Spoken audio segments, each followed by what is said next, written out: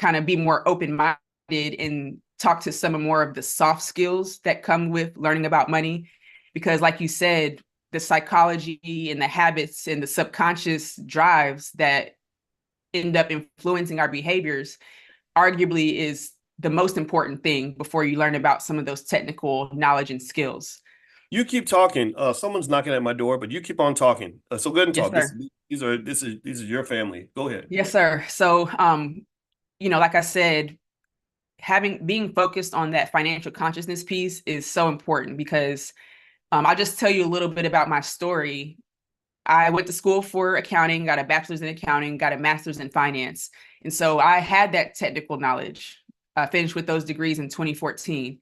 And so I went into the real world. I got the good job, moved to Atlanta, bought the house. And so on paper, one would conclude that I was financially successful.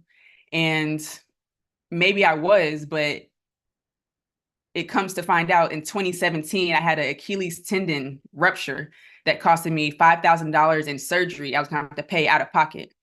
And so at that time, I had the house, I had the job, but I had no savings. And the financial goals that I had in my mind, there was no action that I was taking to actually reach those. I was living my best life, going to brunches every weekend, hanging out with my friends, spending everything that I brought in. And so it was that moment that I realized that technical financial literacy or financial knowledge wasn't enough for me to actually reach my goals. And so that point in 2017 is where I pivoted to do this research and just studying the question that I asked, what are the wealthy 1% doing, and what do they know that everybody else is missing? Because it wasn't just financial literacy. And so 3 years of research, it boiled down to three things the wealthy know and do. It's business and tax strategy, because in America, taxes are our number one expense. We got to learn how to minimize those. It's two, life insurance, knowing that it's more than just death benefit, there are living benefits. And then the third thing that the wealthy people know and do is they say you got to have a wealthy mindset. You need to build your wealth mentality. And it was a common answer I saw in a lot of my research, but I didn't see a lot about how to build a wealthy mindset. What is a wealthy mindset? What is it about my mindset that's not allowing me to reach these goals? And so that's what the quantum wealth theory is all about. It's all about the mindset. Specifically, it's the neuroscience on what drives our behavior. It's the behavioral psychology that influences us to make certain decisions. And it's the quantum physics, which is the study of energy at the smallest level that ultimately influences our steps day to day. And while we may have these financial goals, in the back of our head, like, I know I'll make this much because I want to, buy my mama a house or whatever your goals are. But if you aren't super crystal clear about that future vision that you're working towards, then your day to day will just get in the way because it's too easy to get caught up in that. And you're making decisions for what feels good now. And so that's something that I love to do, is just make sure that we talk about that future picture, paint it very clearly, because you might be surprised, or maybe not, because we're here having this conversation about how many people don't even really know what they want, because it's not green pieces of paper and digits on a bank account screen. Mhm. You want experiences, you want feelings, you want love, peace, joy, and freedom. And so if you could paint that picture clearly about what you want, then we can put some numbers to it, make a financial plan around it, and then you have enough motivation to actually order your steps to follow that plan. Yeah, I really like that a lot, and I want everybody to kind of let's do a straw poll. How many of you feel that, for example, with money in the morning, how many of you give me a yes if you feel that us talking about money every single day has shifted your mindset or elevated your economic thinking, your financial consciousness? Let me Love know. Give that. me a yes. How many of you feel that it's helped you become clearer about where you're trying to go and what your goals are? Give me a yes. Right? How many of you have started taking action? Maybe you bought your first share of stock. Maybe you bought that property. Maybe you went ahead and started that business. Give me a yes, right? And this is the goal, right? It's action, and it's also about mindset. And what I like about your work, Asia, is that you help us really dig deep into that, right? You're perfect for the Black Financial Therapy Department my wife and I put together, because what I learned, Asia, and maybe you can speak to this, is we used to say that um that the economic challenges were because we just didn't know what to do, right? Rich people don't tell you everything, and they block knowledge from us and everything else. Well, now we live in an era where there's a lot of information out there, a lot of knowledge out there, right? So sometimes it ain't about not knowing what to do. It's really having the discipline and desire to do it, and just having the mindset, like Yeah. understanding that wealth building and investing requires sacrifice, and it requires that formation of habits and a line of thinking that's going to incentivize you to make those sacrifices, right? So Yeah. you could sit there and you could be around rich people and watch rich people get rich right in front of you, but if you don't have the desire and the discipline, it won't matter. You're gonna just and then you'll turn around and say it's because white people did it. It's like, no, white people didn't do that part. That was you. Yeah. That was you using your black power in the wrong way. So Yeah. Asia, maybe you can start with let's start with quantum wealth theory. Okay, so Okay. Before did we you, do that, I want oh, to go ahead, highlight please. something you said because you mentioned it's not because we don't have the information anymore. We have the internet, we have computers in our pockets with access to anything at any time. And arguably, the information overload also be something that maybe has people more hesitant because when you talk about our programming and whether it's how you were raised or how your parents were raised and some of that programming was passed genetically through your DNA, you mentioned taking the action steps. Sometimes it's about being clear and removing some of the information overload because again, getting clear on your vision will help you to sift through the information that may not align with your goals. Because if you listen to certain, financial channels or influencers, what have you, you were like, there's a million ways to get it. You could do real estate, you can, arbitrage on Airbnb or cars or stocks. Mhm. Not saying that one way is better than another, but it just depends on yourself and your goals and where you are and your risk tolerance. And so, again, getting clear in your goals will help you to sift through the information because a certain path is going to work for you. It's not wrong, it's not right, but everybody has their different paths. And so, to talk about the programming of it all, because how we're raised, how our community has traditionally been experiencing this world, it's not enough to just program these new beliefs. A lot of times we have to deal with the old beliefs that are not only not helping, there's maybe sabotaging. So we can't just always add on new programming. Sometimes we have to deal with that old programming that's getting in the way. Mhm. And so when you talk about this daily repetition of just adding on new information and dealing with the old programming that we have, it's so very important because that's what's going to allow you to take some of those action steps or that small foot forward, one foot in front of another to build that confidence. Because you can't just learn to build the confidence and start full blown investing. Sometimes you just got to start with, $5 a day, as you say. Mhm. Wow, wow. So you're kind of saying that our generational curses and our cannot coexist with some of our generational blessings. Like you can't pursue your Mm-hmm. generational blessings unless you confront and break the generational curses. Can Yeah. the church say amen? That's what I'm Yes. saying, right? It's like yeah, you're gonna have to be honest with yourself. You're gonna have to fight. You got to fight backward thinking people in your life. You got to fight the backward thinking part of yourself. And not a lot of us are ready for that fight. It's hard to fight, two generations, three generations of toxic behavior. It's hard to fight a culture that Mm. incentivizes ignorance everywhere. It's hard to fight the parts of ourselves that are maybe insecure or unhealthy or addicted to toxic behavior patterns, right?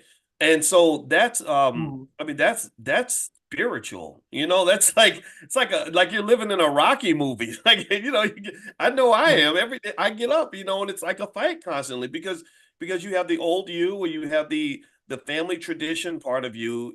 I know when I sat with my therapist let me know. She said a lot of your views and your values are shaped by how you grew up.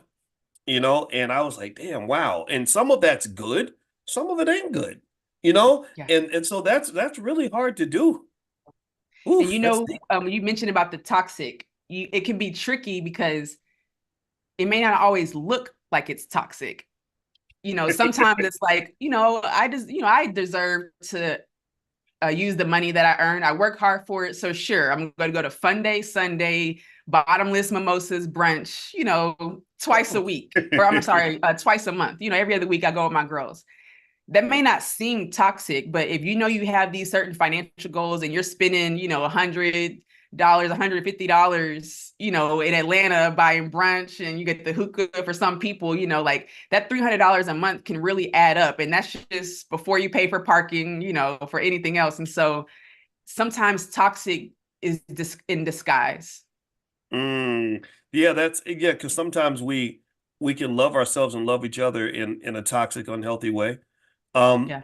because because it's like, some things that feel good are just not good for us, right? Like our grandma loves us, so she makes us a plate of fried chicken with some cheesy Mac and macaroni and cheese. cheese. You're like, what's wrong with chicken and macaroni and cheese? Well, there's about a ton of grease and sugar and fat and all and guess our grandma's foot got cut off, right? So Yes. so it's kind of like Yes. figuring out how do you deal Wow. with it? Or even there was one guy who was explaining in this documentary how sugar just causes all these problems in us, right? Get cancer and everything. And he said, I hate telling people that because then I have to tell them things like, the ice cream is not a good thing. Like Yeah. everybody loves ice Yeah. cream. They associate it with it, Everybody loves it. associate with the good stuff, but Yeah. it's got a lot of sugar and it's bad for you, right? So it's kind of it is a battle, right? Between what we want and what we need and how to sort of um optimize Mm. short-term happiness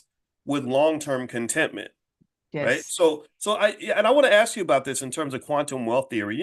I had a thought this morning. I'm gonna share my thought, and then I want you to just jump in with your brilliant self and kind of connect it to quantum wealth theory. And I want everybody to know, by the way, don't let me forget. I got 3 stocks that I'm gonna buy, and I wanted to just share that with y'all. Not that that's relevant to this, but I just wrote them down, and I want to mention it before we go. But anyway, so you know what I was thinking about? I Mm. was thinking about um Diddy this morning on my run, right?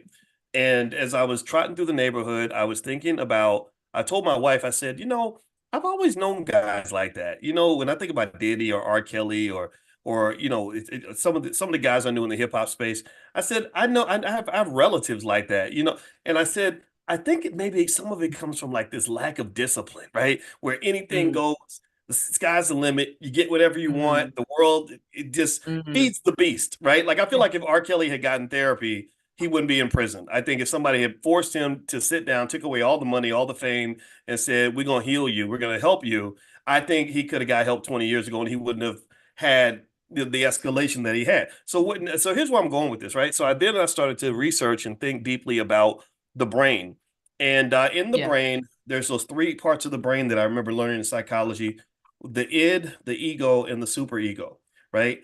And from what I understand, the id is like the kid. Basically, the id should be called the kid because the kid wants to do whatever he wants to do. If it feels good, he wants to do it. If it tastes good, he wants to eat it. If just whatever your instinct tells you to do, the id wants to do it. And I think the ego is the part of you that's like realistic. The ego is the part that says, no, no, no, no, no. You can't. Yeah, she's pretty, but you can't sleep with her right away. You know what I mean? Or yeah, the food's good, but but that's not your food. You're the waiter. You can't eat the food on the plate, right? So the ego kind of slows you down and helps you connect to Yes. reality.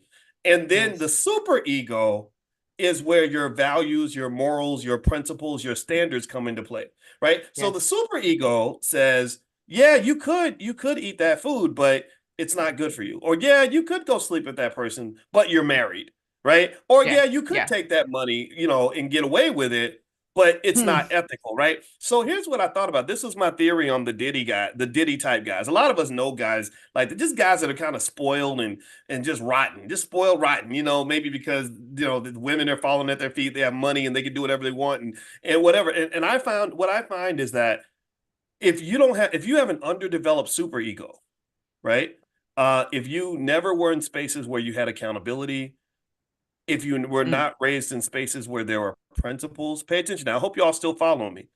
If you don't have standards or some sort of structure in terms of how you're raised, some sort of code of Mhm. behavior, you're at risk of kind of just going off the deep end, right? Like I think about Yes. when I think about so I'll circle it back to the Diddy R. Kelly phenomenon? Because I know a lot. I've seen a lot of guys in that same category. A lot of us have, right? Give me a yes if you've ever seen this happen in your own life. Maybe you have a cousin or a sibling or a friend who has that same problem. What I kind of feel like is that um that sort of us thinking about those different parts of the brain and developing that goes a long way to being able to make healthy choices, right? It can link to our economics, our physical Yeah. health, and just the way we treat other people, right? So can you talk about like that in terms of spending? Let's talk about that in terms of money, right? I'm Yeah. thinking that if I don't have a well-developed super ego, and my id is driving everything, and I believe that's the programming of Black people. I believe that's how they program us, is to be kids. Like you get money, you spend it. You if something feels good, you just do it. You don't think about the consequences, right? Yeah. And then what Yeah. happens in so many of those cases is later on when the consequences hit, now you're buried under debt. Now you're living paycheck to paycheck. Now you have extreme financial anxiety. Now you hate your baby daddy, right? And what Mm. or your baby mama, right? You got all these problems because your id has been driving the car. You let the kid drive when Yeah. really the super ego should have Yeah. been developed enough to drive that car called your life. Can you Yeah. speak to some of that? I didn't mean to make the question so long. No, you had me at feed the beast. Okay. Mm, Because there's this, I think it was either Aristotle or Plato. I have to reference real quick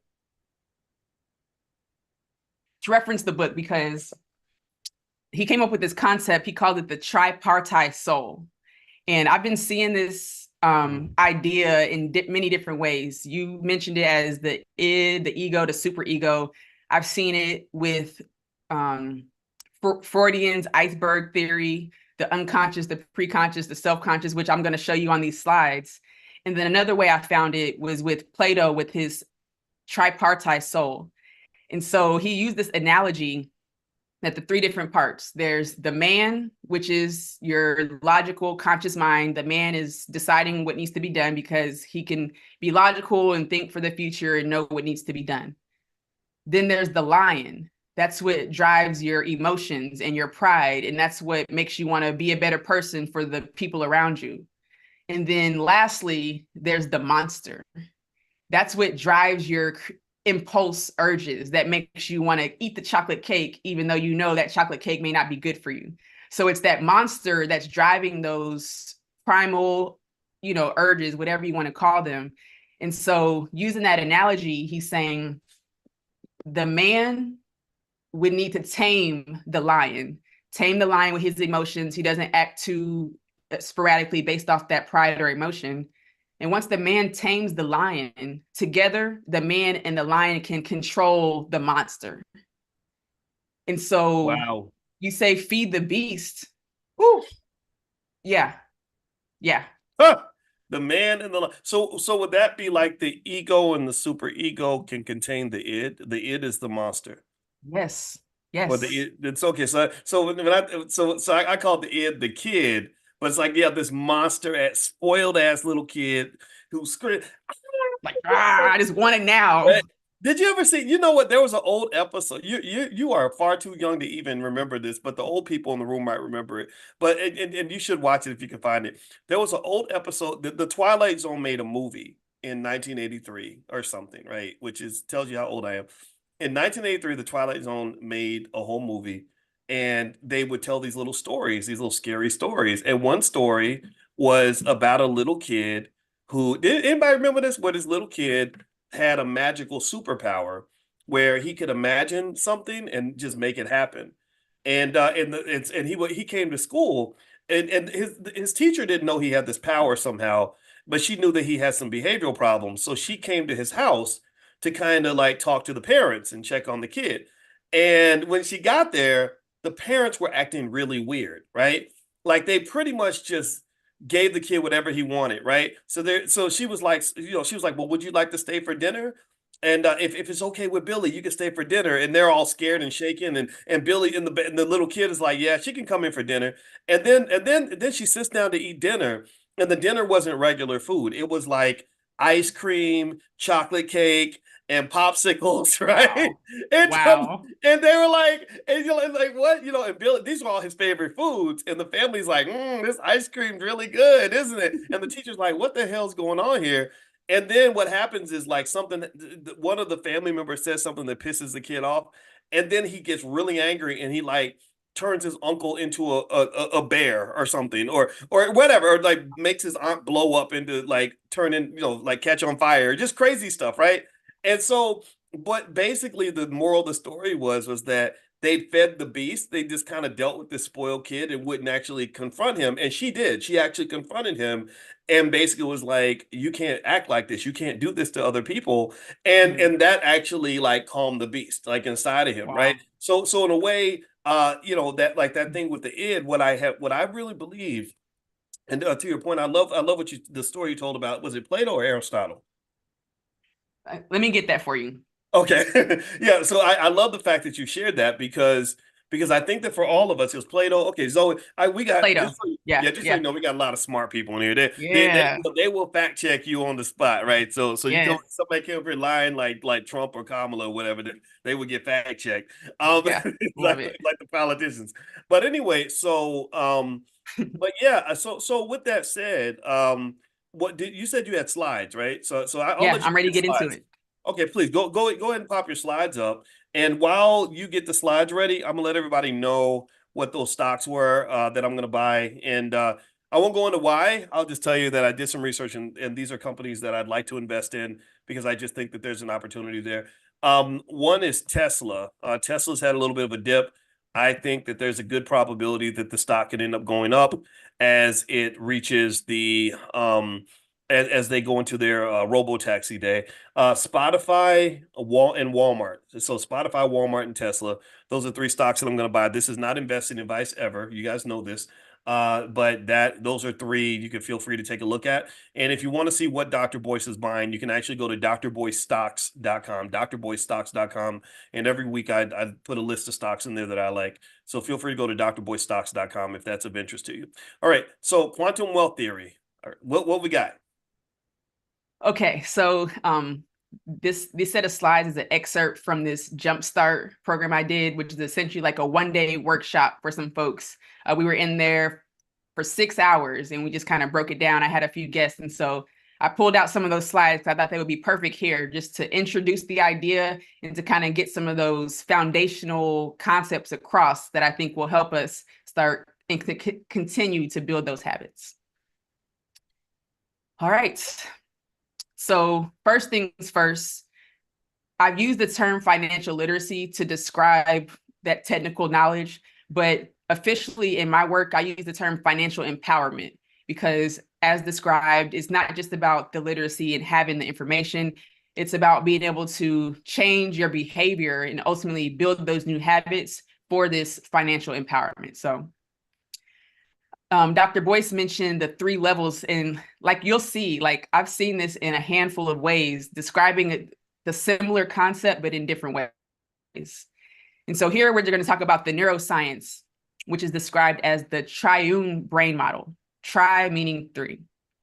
And so the idea is that our brains have evolved over time into these three different layers. This first layer, this red spot here, they call that the hindbrain or the reptilian monkey mind. You might have heard it that way. And this is the part that regulates our stress, fight or flight reflexes. They say back in the day when folks were living on the Havana, when we were hunters and gatherers or whatever you may believe, but before we had these evolutions, this is the part of our brain that allowed us to survive. This is what regulates your breathing and your heart rate, the unconscious part of your being that you don't think about. And so the example is, let's say you were walking on the Havana and out of the corner of your eye, you didn't see it, but there's a saber-toothed tiger rustling in the bushes. Immediately, your senses would pick up on that and your reptilian brain would start to process your bodily functions so that you are prepared to either fight this saber-toothed tiger, flight, meaning run from it, and then another one they call is freeze. And that's just the instinctual reflex that your body takes to help you survive. And then as we continue our evolution, we got to this midbrain. This is the blue section here. And this is the part that's related to your emotions and what drives your imagination and your ability to dream and to seek pleasure and avoid pain. This is what drives your desire for rewards. And then we keep on going to this green part. This is the forebrain. Now, they say this is what separates human beings from other mammals or animals, is our ability to reason and be self-aware and self-reflect and analyze our thoughts, and ultimately to plan out and plan ahead. And they call this the neocortex, and this is the green section here. Now, having understood all of that, then we have to talk about the subconscious beliefs, because subconscious beliefs comes from, I'll say, all three of these levels. The subconscious beliefs from the reptilian brain, that's before any of us were even here, even before our parents were here. This is the part that, even though we may not be threatened with saber-toothed tigers today, we still get that same trigger, but in different ways. Let's say you get a text from, your loved one, we need to talk. That may trigger some fight or flight. You may start sweating, wondering what they want to talk about. And so it may not be saber-toothed tigers, but we still have these instincts. And so when you talk about how we're raised now, for me, I was raised, my mom, she was a single mom. It was me and my sister. And her experience was, we don't have enough. We're broke. Other people can enjoy it, have it, do the things, but we can't because we don't have enough. That is a money script. Dr. Brad Klontz, he coined the title money script. That's a money script I grew up hearing. And so until I started to pay attention to my money beliefs, that was something that I told myself. Oh, I don't have enough. Oh, I can't go on this vacation. No, I can't do that because we don't have enough. Even if I wasn't telling myself that, that was a subconscious belief that was operating in the background, whether I recognized it or not. And so I have a note here to beware of cognitive dissonance, which means while I may have had desires to make more money, enjoy the money I earned, go on vacations, I have this desire with my forebrain. I am reasonably saying I can plan for this. But if in my subconscious being and in my heart, I still believe that we don't have enough because that was my experience, that is cognitive dissonance. And so you're going in two different directions and ultimately not making progress on those goals because you have conflicting ideas. Here are two examples of cognitive dissonance that I imagine many of us have heard. Money is the root of all evil. If you grew up hearing this, you would know, or maybe we'll figure out that the real phrase is from a Bible scripture. I'll have to remember which one. For the love of money is the root of all evil, is how that scripture goes.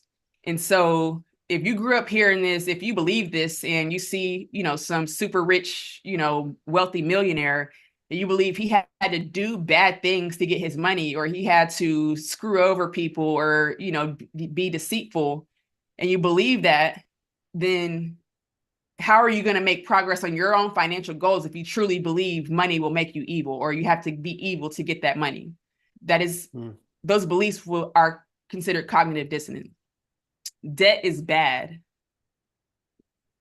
I'm telling y'all, I feel like we've all lived very similar shared experiences, because when we talk, me and my sister, we've had to work through this. She has 2 properties now in terms of houses, but however you want to look at it, debt is just a tool. It's not nor good or bad.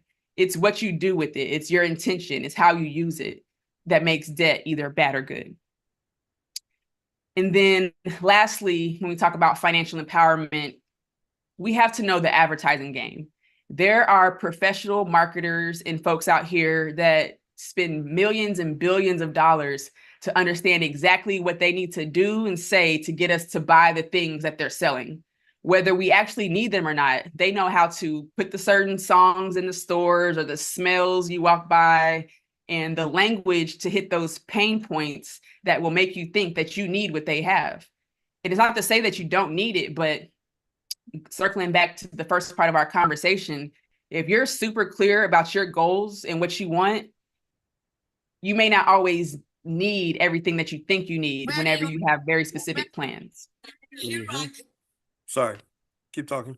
There's no problem. That was my phone. Yes, sir. Okay, now this is the slide that when you started talking about tame the beast in the ego, super ego, and the id that came to me. Now, this iceberg theory came from Sigmund Freud. And again, that similar concept that this conscious mind up here is the tip of the iceberg. That's what we can see. That's what we can easily recognize. Right below the surface. Oh, so the self-conscious or the conscious mind, you're conscious of yourself. That's your current thoughts and perceptions. Everything that you're thinking right now, you're consciously aware of it. Now, everything below the water, we call that your subconscious mind. And I'm saying that because the subconscious is into two parts now. You got the pre-conscious, which is right there below the surface. This is where your past memories and your past knowledge is stored. May not be right in the forefront where you're thinking about it now, but you can easily dip right below that surface and go pull on any of those past memories and past knowledge. Now you go deeper down into the depths of this vast ocean, you'll see the unconscious mind. Some of these things you may not even be able to see or pay attention until you really focus on your heart rate or focus on your breath. It takes a lot to tap in and pay attention to some of these unconscious drivers. And so this is where that beast comes in, your uncontrollable urges, your impulse, sometimes the thoughts or painful feelings that you come up and you can't even stop it from coming up. It's like, oh, I didn't want to think that. And so the man, the lion, and the monster. Okay. Can we back up one slide? I want to see that again. I want to internalize that. The man, the lion, and the monster. Okay, so the self-conscious current thoughts and perceptions, that's the man. The lion is my memories and past knowledge. And I think I want everybody to tell me if you can relate to that, where maybe your memories of the past, mistakes you've made, things that have happened to you, the way you used to see yourself affects your confidence or your ability to move forward. Anybody go through that? So it might even, who knows, maybe Asia, maybe he should have also called it the woman, is the man Right, or the true. woman, right? Because I know a lot of people, a lot of us, like sometimes we can live in the past as if it's still here. And it's kind of here a little bit because we're shaped by our past experiences. But then it's like you have to, kind of say, like you get with the lion, what you said, the lion and the man tamed the monster, right? So maybe the lion and the man work Yes. together. So the man steps up and tells the lion, maybe like, hey, look, the past is the past. You got to move Yeah. forward. Yeah. Because you got the monster. Open up the monster again. What's the monster?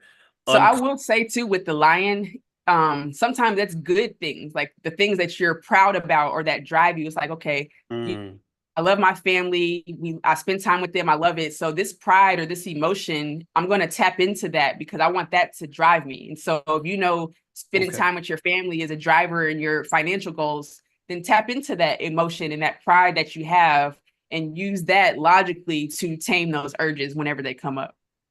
Okay. So the line is the line's just powerful. It's not always good or always bad, right? Like Yes. our memories and past knowledge can be a good thing or a bad thing, and our Yeah. pride and emotion can be good things or bad things, right?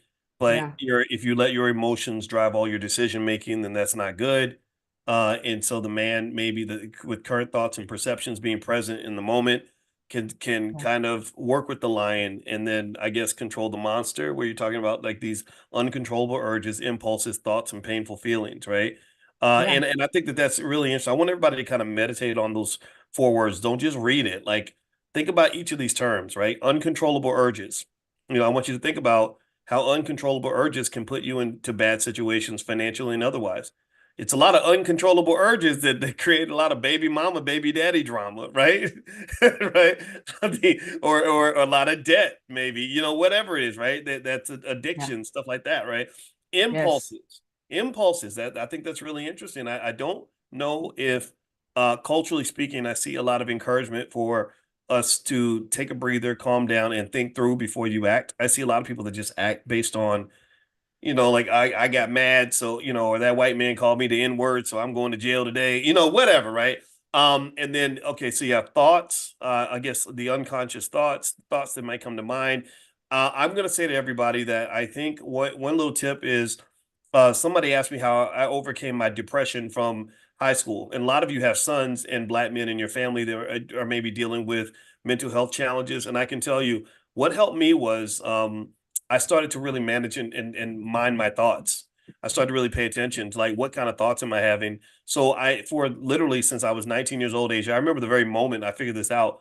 I made a conscious effort to be relentlessly optimistic about everything I could be. Just I said, you know what, I'm gonna feed myself healthy thoughts, just like you feed yourself healthy food, and I still do Yes. that to this day. Yes.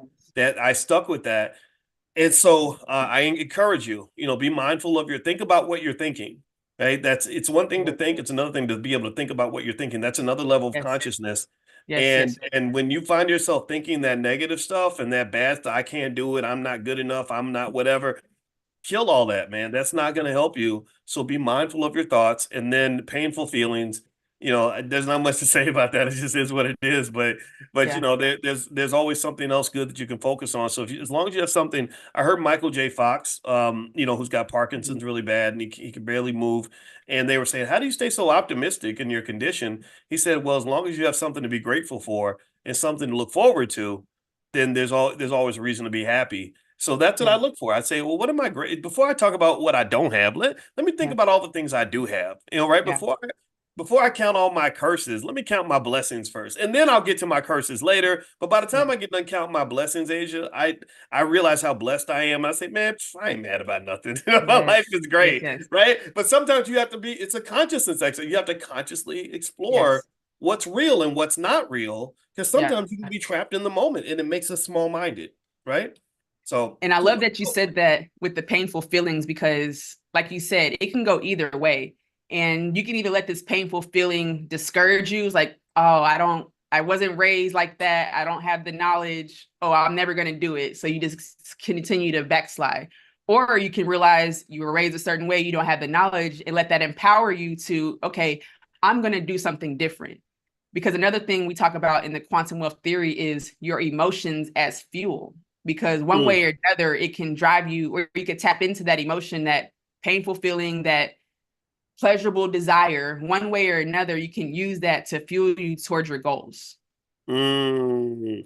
I love that. I love that a lot. That's absolutely awesome. Please continue. I didn't mean to Yes, interrupt. yes. It's good. It's good. Okay. And plus, I feel like I have like maybe one or two slides anyway, so it's good. All right. So, financial empowerment. I told you guys the question that I asked to stumble on this research was, what are the wealthy 1% doing and know that everybody else is missing? The quantum wealth theory is all about that third thing, the wealth mentality. And so I like to talk about the wealth mentality, sure, but for comparison, let's discuss what the poverty mentality looks like on the flip side and be very clear about what we're talking about. So a wealth mentality, and I credit this to Mr. Rob Wilson. He was one of my first mentors officially when I started to get into the writing, speaking space. And so I learned this from him, these definitions. So a wealth mentality, it's not always about money, first and foremost. We're talking about habits and behaviors, thoughts and ideas. A wealth mentality means you're proactive and you're planning ahead for life's events. And you know that every dollar or a unit of currency can start you on a path to building wealth. And I say dollar and unit of currency because the currency you have to get you toward your goals is not always green paper. Remember, that could be the time, that could be your attention, that could be your focus, that could be relationships, that could be, there's a handful of other things we talk about. And so it's being proactive with all of your valuable currencies, knowing that every single one of them, how small or little they are, can start you on that path. On the flip side, you have the poverty mentality that is very reactive and does not plan ahead for life circumstances. And they don't feel like they have enough to get started. So they just stay where they are and continue that cycle. And so in any given moment when you're making a decision or having a feeling, think about it. Am I being reactive or am I being proactive? Am I feeling like I don't have enough to get started, or am I taking advantage and using all the currencies I have to start this path? Keep those two ideas in mind as you're working through this financial consciousness. We already talked about money scripts, but just to emphasize it one more time, that comes from our parents, what we heard and saw from them. It isn't always what we heard. Sometimes it's just what you observed, the energy they had around payday and how they felt whenever they're doing the bills every month. It comes from your actual experience. How did you grow up as a young adult and either model what your parents did, or maybe you saw what you didn't want, so you do something different? It comes from your actual experience. And then lastly, it comes from our society as a whole and the environment that we're in. Not necessarily the environment our parents raised us in, but that's in school, your friend groups. And in terms of society, I can probably put culture here as well, because going back to your one of your earlier questions, just about some of these figures, celebrities that we look up to, especially in terms of like wealth, like, like the Diddy's or whatnot. Okay, he had a business, we saw it. That was something some may aspire to in terms of building wealth. And so just understanding that those things have influences on what you think and believe too, because if they're rapping about popping bottles, spending every dollar and making it rain, then that's a part of the environment that you're being programmed with. And then we talk about those false beliefs. Here's another one. A good job guarantees my financial security. That's one that I was told. So like I said, I went and got the good job only to realize that Achilles tendon injury, I had to have surgery. I was on a cast in crutches for a month. And so I asked them if I could work from home for a month, and luckily they were flexible. But I remember having the thought, any freak accident could jeopardize this security that I have with my job. And so that was another driver for me to start this path, because I knew I needed to build something for myself that gave me real security and not to be reliant on anybody else. And Dr. Boyce, like I said, I ruptured my Achilles in 2017. I came across your work earlier that year before it happened. So I had already kind of started building that, get off the corporate plantation, do for self kind of thing. So I really appreciate you during that time. You were absolutely pivotal in me building this foundation. Wow, I'm glad I could help. Were you a point guard or shooting guard or something else? Shooting guard, shooting guard. Really? Where'd you play? Um, so I just played through high school. I broke all the 3-point records, though. Let me just say that, since you asked, at my high school. And then I played intramurals in college. And then when I ruptured my Achilles, I was just playing co-ed rec league here in Atlanta, Oh doing what I do wow. best. Came That's down on a so, fast break, and then the floor was slanted as soon as I came down. It was crazy. oh, that sounds nasty. Yeah. Little fun fact about my horrifically embarrassing career as a pseudo basketball player. I wasn't that great. And I had the misfortune of going to a high school that had a lot of really great point guards and shooting guards. Like three guys in my same class all went to play Division I basketball, including Allen Yeah. Houston, who played for the Knicks. But Yeah. anyway, so my chance of making the basketball team at 5'8" was slim to none. But what I learned was I wanted to impact the game, right? And I couldn't dribble, and I wasn't that tall. So I would go to the gym and I would use repetition. And I read in a book how to shoot a 3-point shot. You know how you keep Hmm. well, what I remember reading is it seemed like they said you keep your hips straight, your elbow in, you follow through, and so Yeah. I just had my little 3-point, and so I would go to the gym every day and I would shoot 300 3-point shots every day. And so it got to the point Wow. where I could hit 23 pointers in a row, and I could even hit them blind. Like I literally remember closing Ooh. my eyes and hitting some 3-pointers like that. Nice. Yeah, yeah. So that was my little way to contribute. So Okay. I became like a little baby Steph Curry back in the day. Yeah. But So it sounds like we need to have a shootout, is what that sounds like to me. we do, and I guarantee you 100% that you're going to win. Oh, So okay. Okay. there we go. I concede. I haven't played basketball in a long time, but that was my basketball story. But please go Yeah. ahead. So it's funny you talk about a good job and financial security, and I think that that's just been a line of myth that's been told to a lot of people, not even just Black people, that are victimized by that myth. And if people want to know what financial security looks like, I think I did a training called The Secrets of Financial Security. I broke it down. You could probably find it somewhere online. But really, financial security is at the very least guaranteed, not I wouldn't say guaranteed, but you're much closer to financial security with multiple streams of income, right? And ownership. Because what you're doing is you're just giving yourself extra layers. All risk really comes down to a lot of times is like what ifs, all the what ifs, right? So you have to go through these what ifs. This is how they test banks to see if they're secure. Is they do what ifs. They call them stress tests, where they say, well, what if you lost? What if you lost this many clients? What if this happened? What if that happened? So you got to ask yourself that same question. Like, okay, you're a single parent. What if you died today? If you have a Mm, job, what if they laid you off tomorrow? How long would your current savings and cash flow help you yeah, survive until you had a problem, right? And so what you do is you pad on things to help with the what ifs. Like so, people we've talked about this in class. Being married, that's one additional element of security. So I can say, what if I lost my job? Well, I got a spouse who makes good money. We're able to yeah, live off one income, so we would be okay, right? yeah, Or what if we both lost our jobs? Well, you know what? We've got some savings over here that's going to protect us. Well, what if the savings got depleted and we lost our jobs? Well, we've also got two side hustles that generate 30%, 40% of our income. Or what if yeah, the side hustles all? What if something else happened? Well, yeah, we've also got stocks, bonds, real estate, all these other things that could just come yes, in to reinforce and protect and defend yes, your sir. security. That's what it is, right? So if your Yeah, only line of defense, if your last line of defense is that white man who gave you that job, yeah, I really would say you're in trouble. I'm just gonna be honest with yeah, you. What a black man who get, I know sometimes I'll bring it up like I'll say the white man, like people are scared to say it, like it's like the boogeyman or something for black people, but I'll just say it.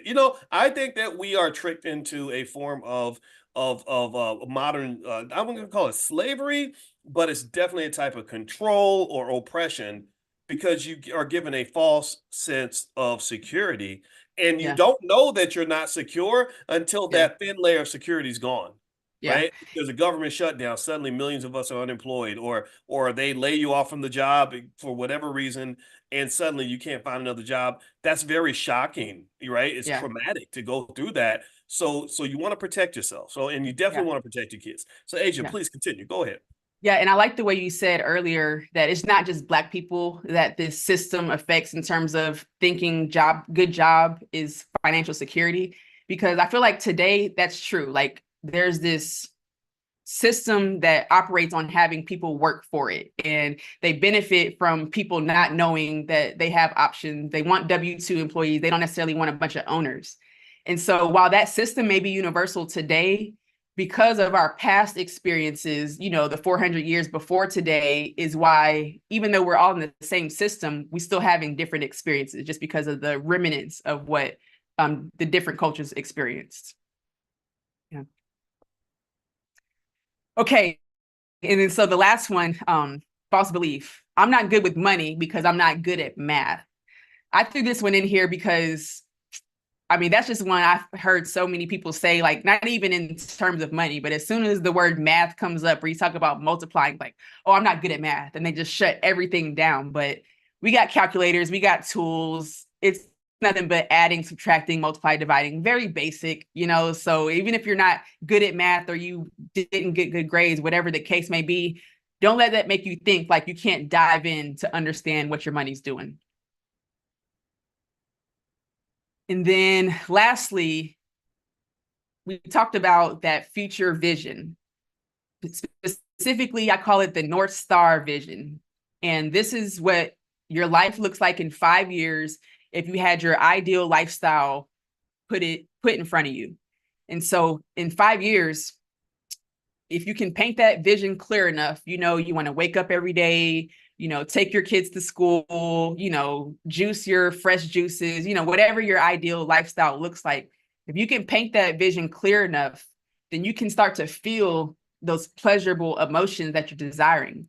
Because another thing about the brain is your brain doesn't know the difference between a past real experience that it's remembering and a future vision that you're imagining. your brain interprets both of those the same way, and it impacts you physiologically, and it has the same impact on yourself. And so that's why I emphasize, when you're painting that North Star vision, really tap into those emotions, because you can feel the happiness that you desire now if you really take the time to visualize and be in those spaces.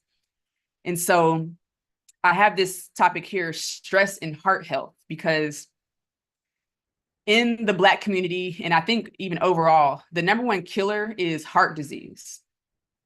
And one of the top contributors to heart disease is chronic stress, which just means stress over time consistently. And as we know, financial challenges can be a causer of chronic stress.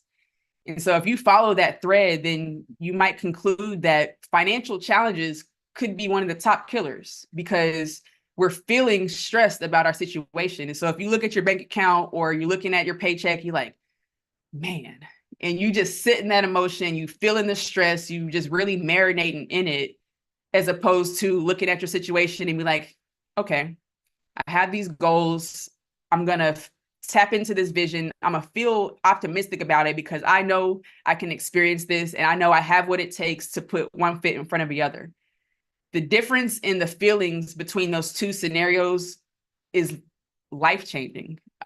I'll say that, because that's been my experience. And even when I had quit my job in 2019 to pursue entrepreneurship full time, there were times where the money, the money was tight. You know, I had a savings, it was dwindling down. I was doing real estate to supplement my income, and real estate is like this, especially in Atlanta. And so that was the perfect chance for me to really practice what I'm sharing with you guys today. It's like, okay, I'm looking at my bank account. I know it's coming up, but I'm not going to let this make me feel stressed. I'm going to pay attention to what I'm thinking, pay attention to how I'm feeling, and make sure that I'm tapping into that desired vision, because that's what I want to feel. And ultimately, we're all God's divine creatures who are born with this right to abundance. Okay. And so with that understanding, I knew I'm good at the end of the day. Okay. You know, worst case scenario, I'm good. And so that's just that practice in reprogramming and making sure that when those urges or thoughts or those painful feelings come up, that you're not sitting in it, and you're reprogramming when you have the chance to. And so this concept called money energy, I got that from, his name is Hugh. I have to remember the name, but he has a company called Financial DNA, where they take a bunch of personality assessment and get a bunch of insights to tell you your money energy personality. And that's something I could share with you, Dr. Boyce. I think we kind of initiated it conversation, but it's just something that's important, because everybody's different. Our visions and desires are different. Our backgrounds and experiences are different. And so naturally, how we want to get from A to B will be different. Mm-hmm. And so we talked about the brain-heart coherence. Okay, now we're getting into it. This is the last one, I think. So brain-heart coherence, the Heart Math Institute, they do a bunch of studies on the heart, and they realize that, so I'm going to get to it. So brain-heart coherence, your emotions, that is energy in motion. Your five senses are taking in hundreds of thousands, millions of bits of data per minute. I have to get my numbers together, but it's taking in more information than you're actually perceiving or are conscious of. Let's say your five senses are taking in 100% of the information around you, but you're only conscious of, let's say, 5% for simplicity. And so with that, you'll know that, like the saber-toothed tiger example, your body may start to feel something even if you haven't consciously recognized what that is or why. And so emotions, that is energy being passed through your body and is giving you certain responses in your body that's making you feel something. And so if somebody says something to, piss you off, that's a trigger for you. So your body is sending you the signal that this is uncomfortable. You start sweating, getting red, whatever your symptoms are.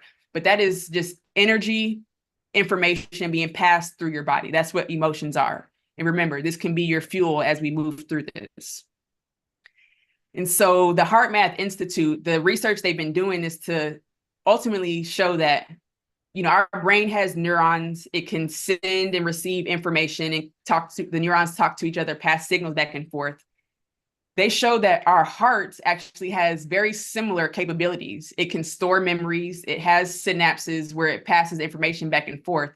And so sometimes we think that the brain is the receiver, the sender, and the origination of all the things. But really, our heart has a similar function and they work together. And so you could think about, to make it, to simplify it, the brain thinks, it sends out information, it projects, it sends out the electrical signals, while your heart feels, it's magnetic. And so electro signals versus magnetic signals. And so when you think about your auric fields and the energy that is coming out, being projected, being received, interpreted all day, that's how I like to think about it. Your heart's putting out, your brain's receiving. So it gives this toroidal aura field of energy that's always around you. And so even though the brain and heart both receive and send, I simplify it because the heart is actually 60 times more electric, which means it sends out 60 times more or more powerful energy than the brain does. And it's 5,000 times more magnetic as far as it being able to receive the information. And so again, you may not consciously be aware of the information you're receiving, but trust and believe you are receiving that information. And so we talk about the heart. I emphasize again this North Star vision here, because when you tap into that future desire that you're painting, the picture that you're painting, you can magnetize that energy and the circumstances around you that will allow you to achieve that goal whenever you make sure that your energy is aligned with that reality. And so here are some of the benefits of having brain-heart coherence. Because remember, if your brain is thinking, okay, I want to make this money, I want to set up my family, I want to do these things, you're logically, with your conscious man, woman, thinking about these things. But if at the same time, your heart is like, man, I ain't never going to get that. My parents struggled their whole life. I don't see a way out. I can't logically see how I get there. That cognitive dissonance, that's your brain and heart being out of coherence. And so here we have a list of benefits that happens when your brain and heart are in coherence, when they're coherent. Reduction in stress. You're more adaptable to change. You have more psychological well-being. You have higher cognitive capacity, performance improvement, resilience and problem-solving increase, mental clarity, emotional stability. You have more access to your intuition and creativity, and you have more of a regenerative, talking about epigenetics and reprogramming our DNA. You really get to tap into that. And so I like to talk about some of these things that are not so technical, like creativity and access to intuition and mental clarity, because one thing that I've been seeing more and more in this research is that science and spirituality and like some of the things that our ancient ancestors knew, they're starting to be able to prove that with science. And so when you talk about like, chanting and meditation and prayer and intuition and creativity, like we've always been tapped into the God source that created us in their image. And so I feel like now we may have more distractions and things that get in the way of that connection that they didn't have back then. And so I speak about it in this way because the intuition and creativity, I feel like that's important on this financial journey, because again, we're all unique with different desires and different paths to get there. So you have to use that intuition and be creative with how you get yours. Again, we want love, peace, joy, and freedom. We don't want green pieces of paper. And so love, peace, joy, and freedom. Okay, that's very nice. It sounds good. But being very specific, this North Star vision, there are 5 categories that this ideal lifestyle looks like. Your health and self-care. What does that look like if you were in your ideal state? Your friends and family. How do you engage with them in this ideal state? Fun and passion. How do you have your joy? What do you do that you love to do that lights you up? your personal and career development. How are you improving yourself, whether it's business or in your career? And then lastly, your money and your economic goals. These are the things that you want, and it's not necessarily related to dollars. And the last thing I'll say is, as you're painting your North Star vision, understand that you don't always need money to get there. We talked about relationships. Sometimes the example I love to give is, for me, in my North Star vision, it includes me riding horses. I love to ride horses, the outdoors, getting up there. I'm from Texas. My people, I believe they were cowboys in a sense. So I found this Black-owned ranch in Atlanta, and they do hour horse rides for $75. I did a couple of those, and it's great, but I wanted to do it more. And so, like, okay, how can I do that? I saw they were offering volunteering options. So I started to volunteer to do more of the things that I love. I wasn't worried about wasting my time or giving my time away, because this is something I want to do anyways. And so I was able to bring in a piece of this North Star vision for myself, and I didn't necessarily need money to get there. And so that's just one of those creative ways that we talk about. You can get what you want, and you don't always need dollars to get it. And that has had a small exercise. If you had $1 million dropped into your bank account right now, how would you spend it? You might be surprised at how many people don't even know what they would spend for $1 million, yet they're praying for or planning for $1 million. You got to know what you're going to do with it to be a steward of that. And that's what we have. All right. And so your information's here. You see, Yeah. so everybody go ahead and jot this down. You can take a screenshot of it. Her IG is up here, Asia K.247. Her LinkedIn, Asia Kirkendall, spelled KUYKENDALL. Email asia@acefm.us. And then her phone number is even here, 404-947-5846. You gotta be careful about putting your phone number out there like that, though. I don't want to get you Yeah, it's my bombarded. business. It's my business line, Oh, so okay, your business for line. Okay, certain great. audiences, I allow it because I know, your people are my people. All right, perfect. Awesome. All right. And so also, if you want to meet Asia in person, she's going to be at the All Black National Convention. And you are doing a breakout session or panel or both? A breakout session this year. Okay, a breakout session. Yeah, yeah. So if you want to meet her in person and talk to her, you see how great she is, and you see why I was eager to bring her in. And a lot of the things she talked about toward the end about chanting and meditation, what's our favorite word? Consciousness, right? You must elevate your consciousness, and that's more important now. It's important more now than ever, because we do live in a low vibrational culture sometimes. Some of the stuff you're getting on media and in society is very low vibrational. Everything from the entertainment to the politics to even the education is very low vibrational, and very low intellect. Just almost like making fun of us in broad daylight. Like even the fact that we're sitting here choosing between two politicians for president, when really we should be choosing between 20, right? or the fact that you got entertainment conglomerates. You got major corporations out here promoting artists that literally are just showing all the different ways that your child can ruin their life, get hooked on drugs, get murdered or whatever before a certain age. I mean, just crazy stuff. The educational system, it's low vibrational. It's not designed to help you think and to be constructive and conscious. They want your consciousness limited, so you won't sit around and think about how much money your boss is making from your labor. They don't want you thinking about that. They want you thinking about the Yeah. party on Friday night and what you're going to do when you get your paycheck. They don't want you thinking like a business owner. They don't want you thinking like the real estate developer or the investor, right? So consciousness is critical. I would encourage you to take some of what Asia said and apply that to your life. And also, I hope you'll come to the convention to meet her. We got 60 other experts just like her coming to the All Black National Convention. That's just giving you kind of a taste. Brother Nuri came by. He's going to be there. Everybody anybody who's smart in our community, who's kicking butt and taking names, either is coming this year or has come in the past. And we're not looking for people that are already popular. I don't give a damn about that, because some people are popular for all the wrong reasons.